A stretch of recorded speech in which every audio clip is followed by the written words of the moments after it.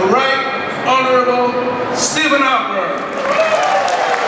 Thank you all for that tremendous welcome, and thank you for being here. You know, as I listened earlier to the introductions, as I listened particularly to that rousing rendition of our national anthem, and I listened to the speeches, I really understood the tremendous passion this community has, not just in its identity, but in its membership to this country. I want to thank the Vietnamese Association of Toronto, all of the organizers, all of the community leaders, all of the religious leaders, and all of the volunteers for this tremendous event and this great turnout today.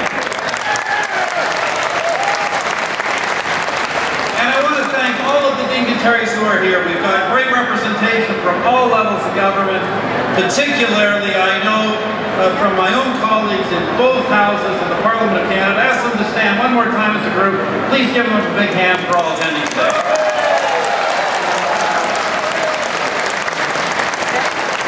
And of course, my thanks and all of our thanks to my introducer, who is, as you know, the first ever Vietnamese Canadian member of the Senate of Canada.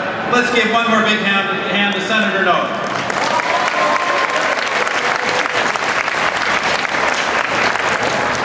Now, ladies and gentlemen, I'm going to come back to Senator Đồng in just a moment. But before I do that, let me just say this. Chúc Quang Lam. Happy New Year, everybody.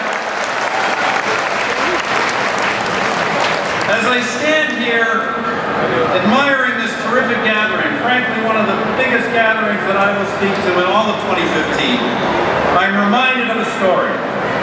It's a story of strength and survival, of resilience and renewal, of faith, family, and freedom. Ladies and gentlemen, the story I'm talking about is your story, the story of the Vietnamese Canadian community. Cette histoire dont je parle est la vôtre, l'histoire de la communauté vietnamienne du Canada. It is your story, or perhaps it was your parents' story, or your grandparents' story, but it is the story of this country's Vietnamese community, and it is a story that more Canadians should know. I know that it's a story that your senator wants more Canadians to know. That's why he, along with our colleague in the House of Commons, Mark Adler, wants Parliament to designate April 30th as Journey to Freedom Day in honor of Canada's Vietnamese people.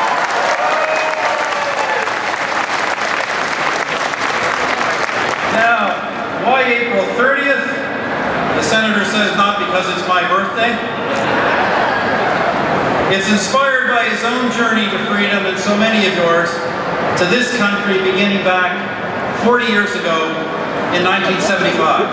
Every year on that day, April 30th, Canadians will in the future mark the modern beginning of this country's Vietnamese community. And I know, Senator, that everyone here wants to thank you for serving as a champion of this cause and for freedom, democracy, human rights, and the rule of law for all Vietnamese people.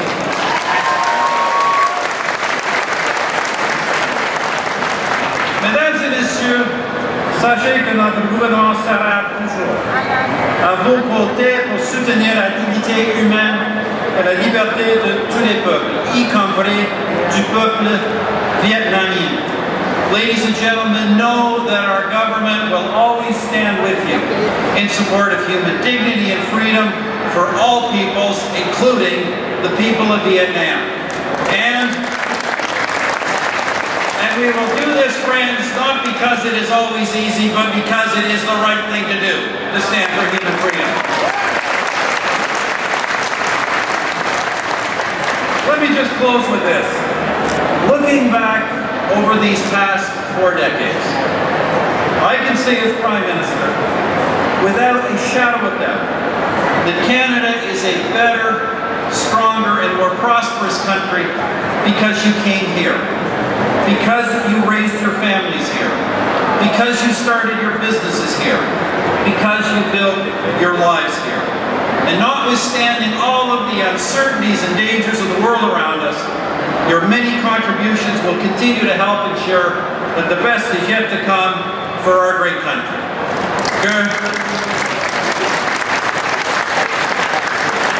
Que l'année de la chèvre vous apporte à vous et à vos proches santé, paix et prospérité.